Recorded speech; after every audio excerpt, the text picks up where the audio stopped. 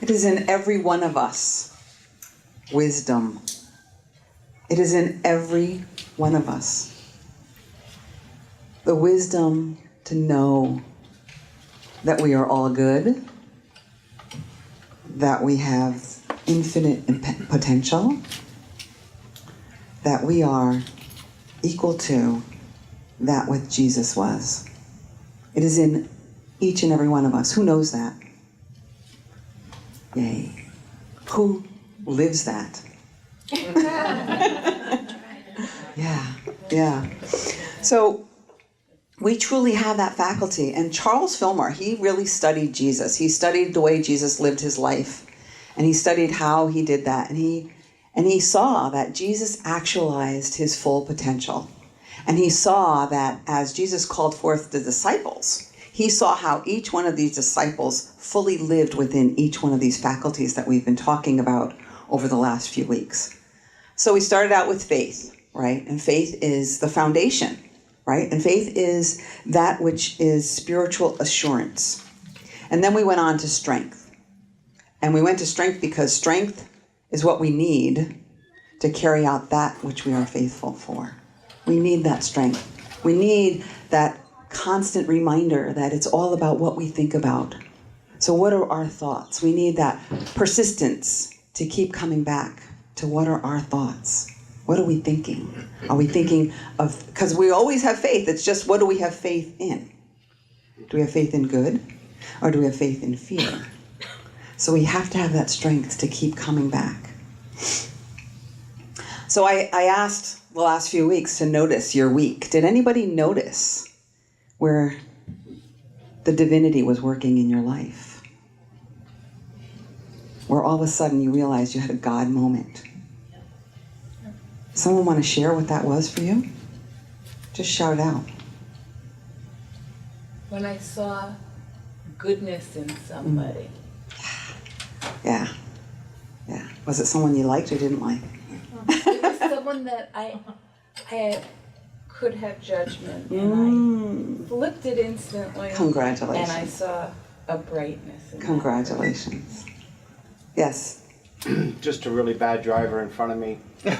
And I just realized, he's really not trying to kill me. He's just driving, and I didn't call him 42 names. Good. Yeah. One of the, I watch other ministers talk about the talks that I'm going to talk about. And one of them quoted from Course in Miracles, because what she said was, it was one of her favorite quotes. And what it was, it's not that I shouldn't judge. It's that I can't judge because I don't have enough information. We never have enough information. We don't know where that person is coming from, nor do we know where that person is going. And that person could be us, right? So we can't judge. We don't know why we're going through. One of my God moments was yesterday when I thought I was going to fit a piece of furniture in my little Prius C. I measured and it was going to fit. I was like all excited. And the furniture lady said, look, I can't help you. I had an accident, so I need for you to bring somebody who can help you move this piece of furniture. So I said, okay. I called my sister Lois. Lois was happy to come. Thank God she came because it didn't fit in my car, but it fit great in her car. So that was a God moment because our plan B was that we would put it in Gabe's car, and guess what? It wasn't going to fit in Gabe's car either. So it was just one of those moments. I was like, wow, thank God she said yes. And so it was one of those little moments, not necessarily a spiritual moment, but in my life, what I've grown to realize is it doesn't have to be a spiritual moment. As long as I'm aware of God in my life, I keep seeing it over and over and over again. And it just makes my life a lot easier. So today we're going to talk about wisdom and the power of wisdom, the power of judgment, the power of discernment spiritually. And it comes from that inner place. We certainly learn from experience in life, right? And that gives us wisdom. That's why older people, for the most part, are generally wise. They know not every older person is wise, but most older people are wise. So, but the kind of wisdom that we're talking about here, that I'm talking about, the power of wisdom, actually comes from that inner peace. It comes from taking time to be still, to listening to that voice from within. That is within us. That wisdom, that wiseness is within us. And we have to stop, and we have to be quiet, and we have to listen for it. That is the practice. Wisdom, now, all of the disciples, all of the powers are from different disciples, and this one is from James. And his brother is John, and John represents the power of love, and they work hand in hand together. They make another strong duo, just the way faith and strength work together. They were brothers, and now we've got love and wisdom. And the wisdom that I'm talking about, it transcends book knowing and intelligence. It's more powerful, it's more true, it's more from within us. It's inspiring, it's in spirit. It comes from that place within us. Love is pure connection in our true nature, and it is the wisdom that returns us to the idea that everything is love. Everybody is love. Everywhere we look is love. Even when we don't like what we're looking at, it's love, it's God. These people, friends that aren't friends yet, people that we don't necessarily like, they're love, they're God, and it is our wisdom to know, to remember that every experience in our life is a spiritual encounter. Everything that we can experience is a spiritual encounter. And when we know that, life gets easier because we can remember that good is going to come from it. And good is it right now. We might not like it, but it is a spiritual encounter. So in John 7:24, it says, "Do not judge by appearance, judge by right judgment." Judge by what is the truth. In the Holy Spirit's interpretation of the New Testament, to trust the guidance from within is to listen with openness and without judgment. When you judge the guidance that you hear, you demonstrate an unwillingness to listen. This unwillingness comes from fear, for you fear that to trust guidance without judgment, it is to lose all sense of yourself and your world.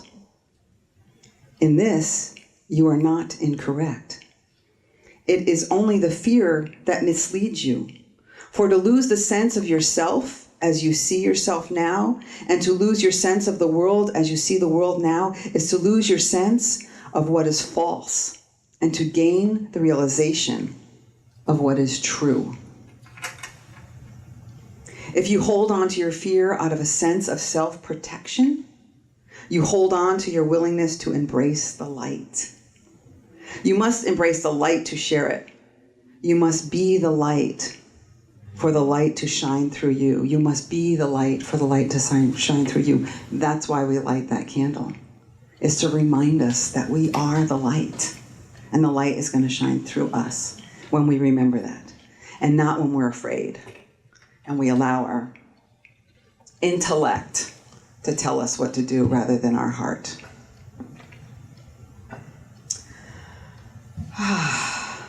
The other interesting thing that I became aware of in listening to others was the expression, "As you judge, you are being judged." And I've heard that many, many times. And it wasn't until I listened to this particular minister when she said, "Who's judging you?" Actually, it was Ed Rabel in Truth Unity. Who's doing that judging? We're judging ourselves. We're judging ourselves. Nobody else is judging us. I mean, if some other person is judging us, well, that's their problem, right? It's none of my business what other people think of me. But what's the most painful thing is that I judge myself. We all judge ourselves. And that's what gets in our way of knowing our full potential. I limit myself. We all limit ourselves.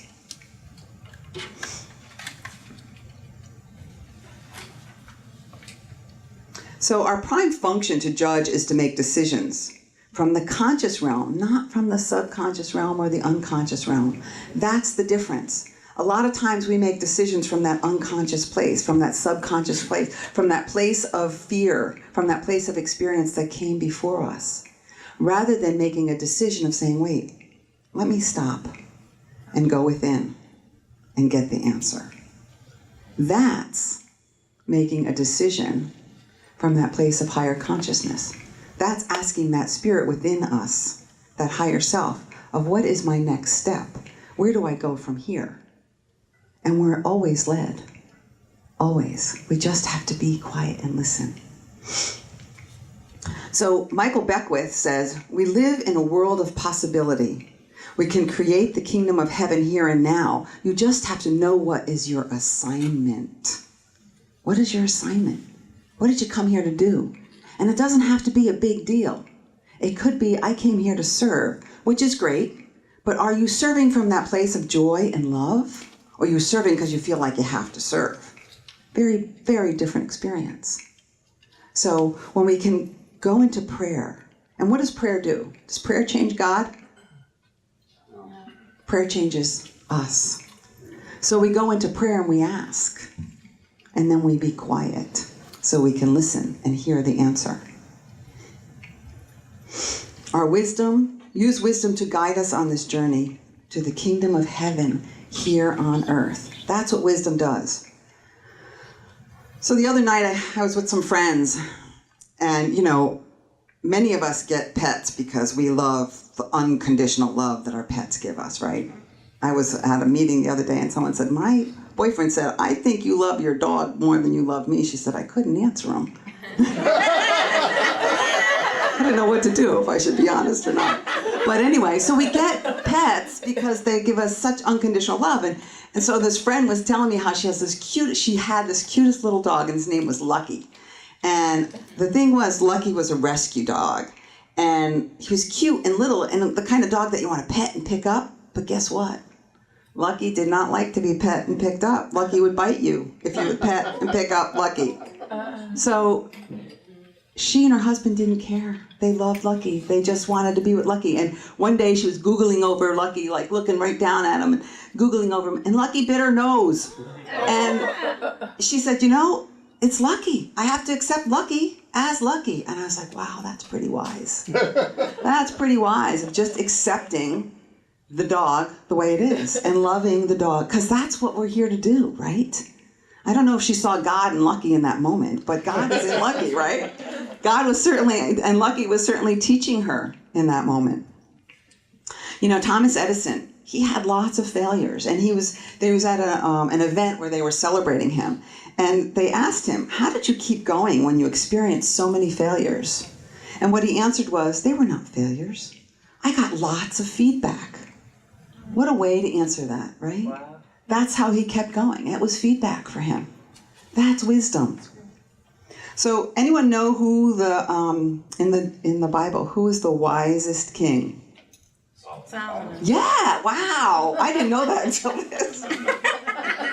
Yes, Solomon was. Solomon was a 12-year-old boy that he was the son of David, and when David died, he became the king. And I'm going to read you a little bit from the Old Testament.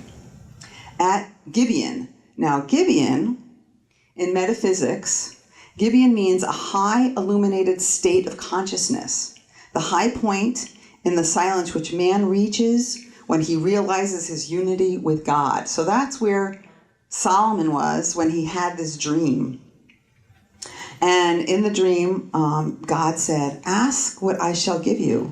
And Solomon said, thou hast shown great and steadfast love to thy servant David, my father, because he walked before thee in the faithfulness, in righteousness, and in uprightness of heart toward thee. And thou hast kept for him this great and steadfast love, and hast given him a son to sit on his throne this day. And now, O Lord my God, thou hast made thy servant king in place of David, my father, although I am a bit child. He was only 12 years old. I do not know how to go out or come in, and thy servant is in the midst of thy people, whom thou hast chosen, a great people that cannot be numbered or counted or multiplied.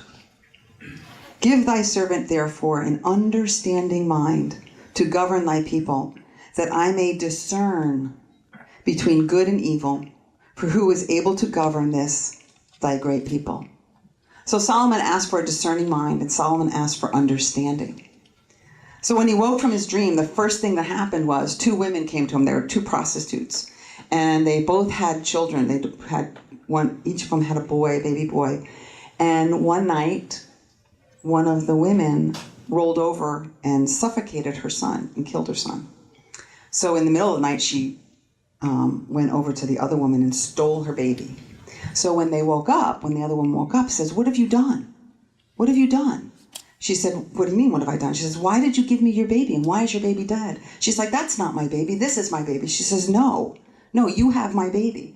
So they went to the king, they went to Solomon, and he heard the story. And he said to his helpers, "Get me a sword." So guys get him a sword, and he says, "I'm gonna cut the baby in half so that you can each have half a baby." And one woman says, "Okay, that's a great idea." And the other woman says, No, don't do that. Leave the baby. Let that woman have the baby. And he knew the love of a mother is not going to allow a baby to be cut in half. She'd rather have the baby live than to have it be split in half. And that was his wisdom. And from that, Solomon shows us ways to bring about wisdom, right? So these are some of the ways that he used to bring about wisdom. First is, you have to ask, right? You have to take a moment and ask. And we all know the saying, ask and it is given, seek and you shall find, knock and the door will be opened. So we have to ask for the wisdom. Spirit, what is it that's happening here? What do I need to know? And then the second question is, what is mine to do? What is mine to do? What is my next step? Not why did this happen? Doesn't matter. Wisdom is knowing every counter is a holy encounter. Knowing every challenge and opportunity has within it a great opportunity for growth and to evolve. So let compassion guide you when you ask, what is mine to be done here? Eckhart Tolle says, if you think you are enlightened, go home and be with your family for a while. My family is a great teacher for me. A few weeks back, I had to go to a hearing and share my experience of one of my family members. And after it was all over, I received an email from this family member. And clearly, they were not happy with me. And they asked that I never stand up for them, never speak up for them, thinking that I'm helping them. Because I was clearly coming from a place of fear. And really called me on the carpet as to where was my faith. And I was taken aback by it. So I shared the letter with Sean, like, what do I do with this? And he said to me, he said, well, how much of it is true? I said, well, I am afraid. I am afraid. He said, well, clearly, it's none of your business. You know, one of the things I learned in Al-Anon was that when your qualifier comes home, if they pass out on the floor, you know, don't try and pick them up and get them to go to bed. Just put a blanket on them, lovingly, and go to bed yourself. So sometimes, this is part of the discernment. Sometimes we have to watch people hurt themselves, or we have to watch people get hurt and know that it's not mine to do. There's nothing for me to do here. They have to go through what they go through. Very hard. Similar to the dog thing. Very hard to be able to watch and say, I can't pick up this dog, even though, you know, it really shifts my perspective on how I can help, right? I have an idea of how I can help, but guess what? That might not be what is the best thing for everybody involved. And that's another one of the lessons. Well, no, that's the next one. So we'll go to number 3. Solomon teaches asking, give me a discerning heart. To do this, there must be some unlearning of our worldly ways. We have to unlearn what we thought was going to help. And that's important because maybe for many years what we learned really helped us. But right now, in this situation, it might not. So we have to unlearn. That's the discerning heart part. Cute little story about that is, you know, we learn things from people who came before us. There was this woman, young woman, she was making a roast, and she cut off the ends of the roast and put it in the pan. And so her mother said, why are you doing that? And she says, well, I'm doing that because you did it. And she says, well, I only did it because I didn't have a pan big enough for the roast. So, we tend to do things what our parents did. Just like, I don't know about any of you, but I came from a family where my parents lived through the Depression. So they did things a certain way that I kind of started doing. And it wasn't until I came here that I realized that wasn't prosperity. I am prosperous. I don't need to do those things. I didn't experience that. And to this day, I say, my father was a very wealthy man, but he was a poor man because he felt like he couldn't spend any of his money. Really sad, He worked so hard. He worked so hard his whole life that he had all this money and he couldn't do anything with it, Anyway, so, the other thing too is, what is the definition of insanity? Doing the same thing over and over again, thinking you're going to get another result. So you want to look at how you're doing things and go inside and say, how can I do this better? How can I get a different result? How can I get a result that is in my highest good or the highest good of everybody involved? And then finally, Solomon teaches us what is the highest good for everybody involved. See, I was ahead of myself. And this might mean tough love. This might mean, having to do some tough love. It might mean going against what's popular, taking a breath and inviting someone you really don't like, but you know that it's good for them to be there. And remember that we haven't gotten where we are by ourselves, People always lift us up. We don't do anything alone. So to remember that there may be other people out there that can use our help to be in service. To get where we are seeking to go, which is in that heavenly state of mind, to be here on earth, to bring it here. Wisdom is here to guide us to that end. So in James 3:13 through 15, do you want to be counted wise, to build a reputation for wisdom? Here's what you do. You live well, you live wisely, you live humbly. It's the way you live, not the way you talk, that counts. Mean-spirited ambition isn't wisdom. Boasting that you are wise isn't wisdom. Twisting the truth to make yourself sound wise isn't wisdom. It's the furthest thing from wisdom. But the wisdom that comes from heaven is first of all pure and full of quiet gentleness. Then it is peace-loving and courteous. It allows discussion and is willing to yield to others. It is full of mercy and good deeds. It is wholehearted, straightforward, and sincere. So that's from King James Bible, and this is from the Holy Spirit's interpretation of the New Testament. Same verse. What is the test that you shall give unto yourself to see if you are currently following the beacon of your true desire? Ask only this. What do I want now? How simple is that? What do I want now? If you find that you want anything other than know thyself, you have also discovered that you have veered off course. Take this moment to reconnect with your truth, and you shall also be redirected in the direction that you shall go.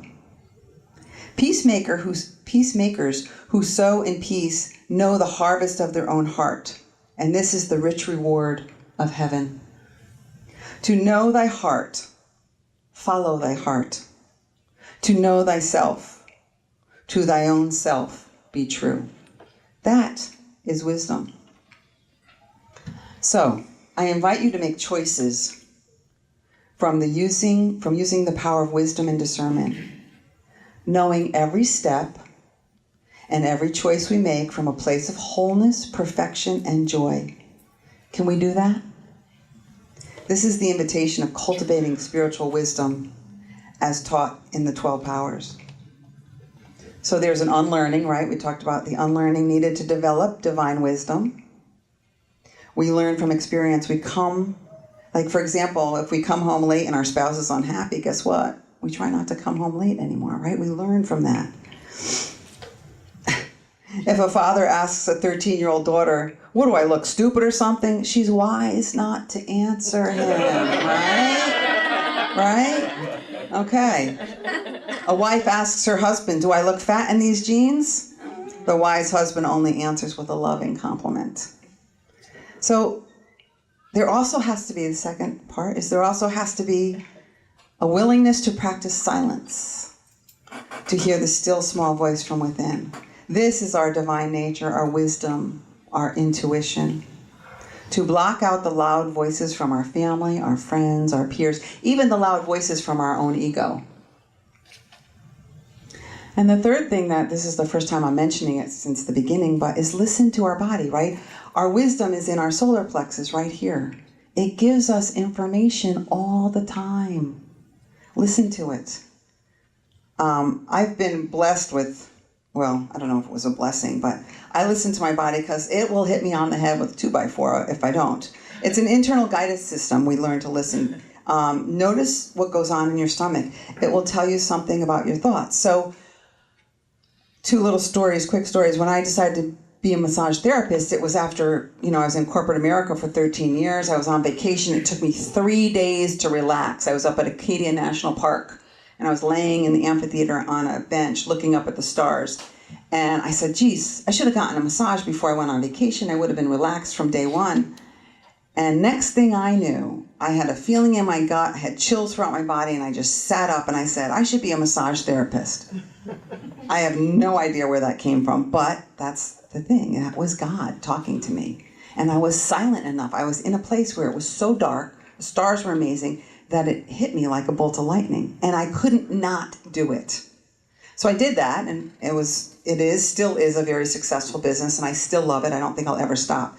But then the second time, I wasn't as open, I guess. It took a longer time when I was getting the message to become a minister, because my whole body was shaking, and I was going to doctors to find out what was wrong with me. And even though, like probably 10 years earlier, when that happened for the first time, I had gotten hit, and it was like there was no way that was happening.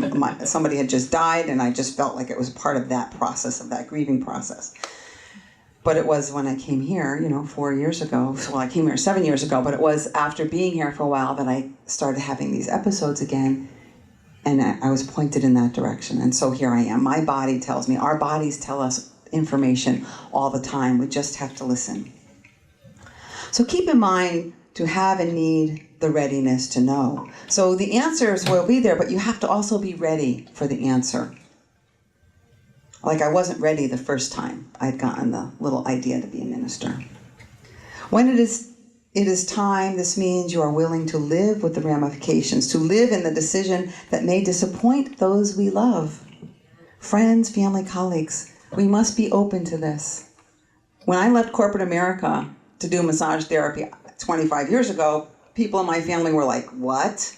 You've got a great job at S&ET and you're going to go do massage therapy? Yeah, I had to do it. There was nothing that was going to stop me. The cultivation of wisdom can be very practical. A lot of us want to be wise so we can get what we want in the world. But the invitation here is to step it up. If we have faith, if we have strength in the knowing that infinite good is our destiny, then perhaps our wisdom faculty need only be placed not in Holy Spirit, I am seeking for you to give me guidance on how to get what I want in this world, versus Spirit, I seek knowing, so I can be and embody in this and every moment the peace that surpasses understanding, the peace that you are, the peace that I am in truth, that the kingdom of heaven that is in my midst can actually be present in my conscious awareness in any moment, in any given day. So let us affirm, I am one with the consciousness of God's perfect life in me. I am one with the consciousness of God's perfect life in me. Again, I am one with the consciousness of God's perfect life in me. And one last time, I am one with the consciousness of God's perfect life in me, and so it is.